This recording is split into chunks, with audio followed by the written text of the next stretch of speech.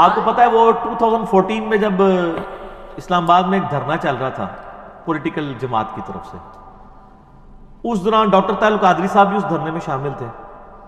تو ڈاکٹر طاہر القادری صاحب دوائی استعمال کرتے تھے نا، تو وہ اب تقریر کے دوران کوئی دوائی آ گئی یا ان کا گلا پکڑا ہوا تھا، کوئی وہ ساشے گھول کے یا جوشاندہ کسی نے دے دیا، تو وہ کھڑے ہو کے نا یوں پی رہے تھے. 2-3 بار جب انہوں نے پیا نا، تو ایک دن انہوں نے تقریر میں ان کو خیال آیا کہ میرے مرید کیا سوچتے ہوں گے کہ کھڑے ہو کے پانی پینا تو گناہ کا کام ہے، تو ہمارے پیر صاحب بھی کھڑے ہو کے پی رہے. تو انہوں نے کہا یہ میں جو پی رہا ہوں نا یہ سنت ہے.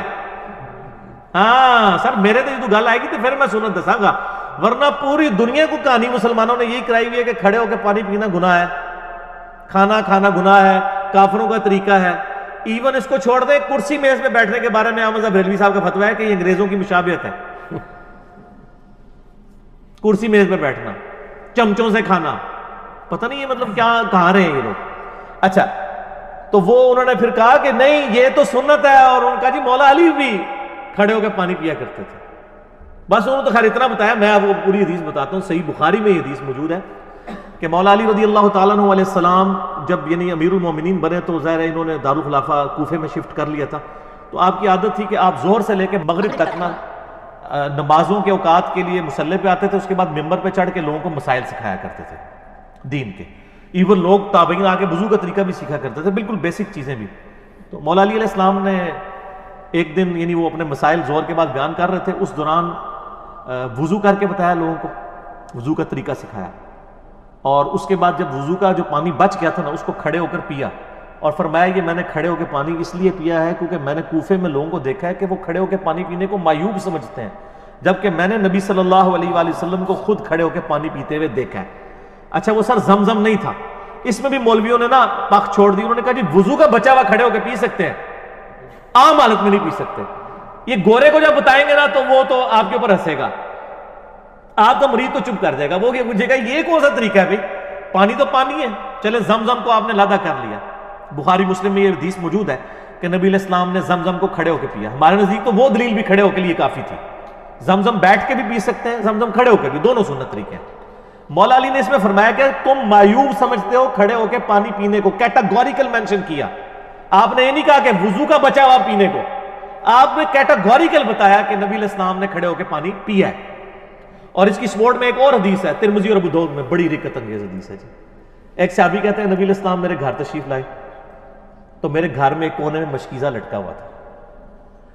پرانے زمانے میں مشکیزوں میں نا پانی سٹور کرتے تھے، اس کے آگے انہوں نے 2-3 اس کے منہ بھی بنائے ہوتے تھے. اچھا تو کہتے ہیں نبی علیہ السلام نے نا وہ منہ پکڑ کے نا ایک تو اس میں سے پانی یوں کر کے پیا. کہتے ہیں میں حضور کو دیکھ رہا تھا. اس صحابی کا نام ہے کبشہ رضی اللہ تعالیٰ عنہ علیہ السلام. کہتے ہیں میں نے نظر رکھی ہوئی تھی، جیسے حضور فارغ ہوئے نا وہ میں نے منہ کا حصہ کاٹ کے نا اپنے پاس تبرکن رکھ لیا. مشکیزے کا منہ کاٹ کے انہوں نے تبرکن رکھ لیا کہ نبی علیہ السلام نے اس سے پانی پیا تھا. یہ ترمذی اور ابو داؤد کے اندر حدیث موجود ہے. اس میں بھی الفاظ ہے کہ نبی علیہ السلام نے کھڑے ہو کر مشکیزے سے پانی پیا. اس میں تو زمزم ہے ہی نہیں ہے، تو نبی علیہ السلام خود کھڑے ہو کے پی لیتے تھے. پھر جامعہ ترمذی اور ابو داؤد کے اندر حدیث موجود ہے کہ نبی علیہ السلام کے زمانے میں عبداللہ بن عمر کہتے ہیں ہم کھڑے ہو کے کھانا بھی کھاتے تھے اور پانی بھی پیتے تھے آپ کے سامنے. اور یہ وہ تابعین کو بتا رہے ہیں، کیونکہ جب کوئی بتاتا ہے کہ اس زمانے میں تو اس کا مطلب ہے کوئی ناسخ و منسوخ والا چکر ہی نہیں ہے. اور ایک اور حدیث ترمذی کے اندر موجود ہے کہ نبی صلی اللہ علیہ وآلہ وسلم کے زمانے میں یعنی آپ علیہ السلام کے بارے میں خود آیا کہ آپ علیہ السلام کھڑے ہو کے پانی پی لیا کرتے تھے، اسے منع بھی نہیں فرمایا کرتے تھے. البتہ مسلم شریف کی ایک حدیث ہے کہ آپ علیہ السلام نے کھڑے ہو کے پانی پینے سے منع فرمایا. اور ایک اور حدیث ہے مسلم شریف کی کہ جو شخص کھڑے ہو کر پانی پیے تو وہ کیا کرتا ہے، اس حدیث سے لوگ پلی لیتے ہیں. تو وہ حدیث منسوخ ہے. اس لیے مشکات میں آپ یہ دیکھیں گے نا حدیثیں ساری کٹھی ہیں، اس کے بعد وہ منسوخی والی حدیث ہے. یہ حدیث منسوخ ہے. آج کی ڈیٹ میں یہ منسوخ ہو چکا ہے.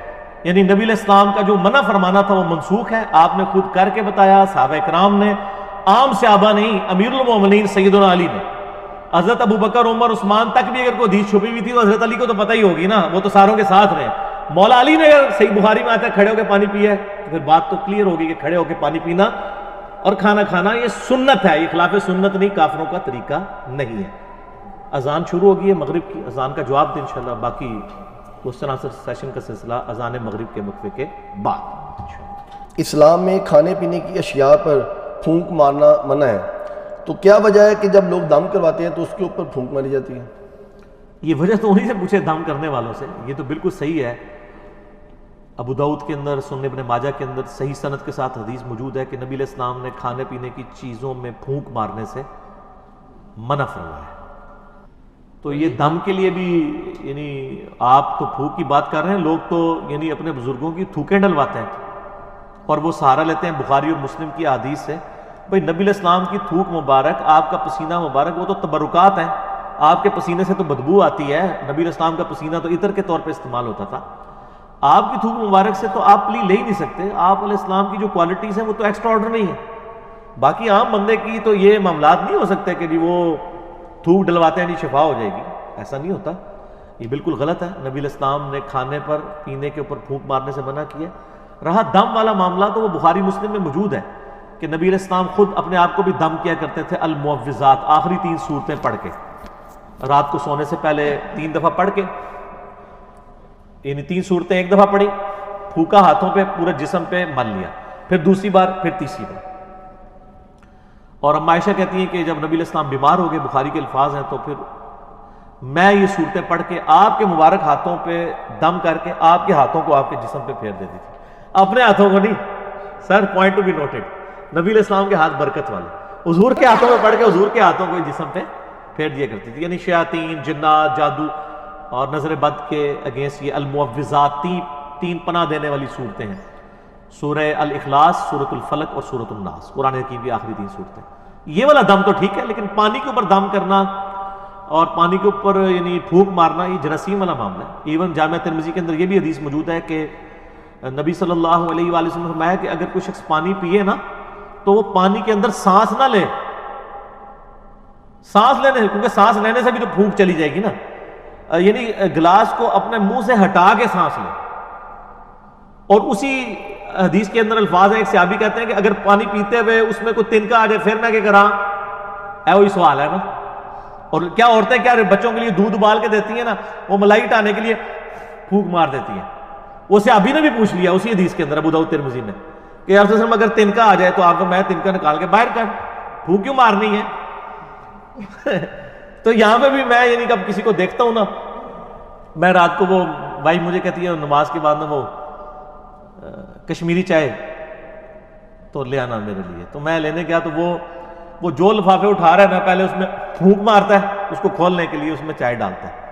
تو میں نے اس کو کہا یار یہ پھونک مارنا منع ہے، نبی علیہ السلام نے منع فرمایا، تم مطلب پھونک مارنی بھی ہے آپ یعنی باہر ویسے پھونک مار لیں، اس کو لفافے کو کھولنے کے لیے پھونک مارنے کی ضرورت نہیں ہے، لفافہ ایسے کھولیں اس میں چائے ڈال لیں، یعنی آپ منہ سے کام جو کر رہے ہیں وہ آپ ہاتھ سے کر لیں۔ جو میں نے بتایا ابو داؤد ترمذی میں الفاظ ہیں، نبی علیہ السلام نے فرمایا ہے کہ تو نے تنکا ہٹانا ہے تو وہ ہاتھ سے ہٹا لے، پھونک نہ مار اس میں، اور سانس بھی نہیں لے، سانس بھی اس کے اندر پانی کے اندر نہیں لے، ٹھیک ہو گیا؟ تو یہ پھونک مارنے والا غلط ہے۔ باقی جو دم والا معاملہ ہے، پانی کے اوپر آپ دم نہیں کریں گے، اپنے ہاتھوں کے اوپر دم کریں، وہ تو سنت ہے، وہ ٹھیک ہے۔ پانی وغیرہ کے اوپر، ان چیزوں کے اوپر نہیں کرنا چاہیے، یہ کوئی ثابت نہیں۔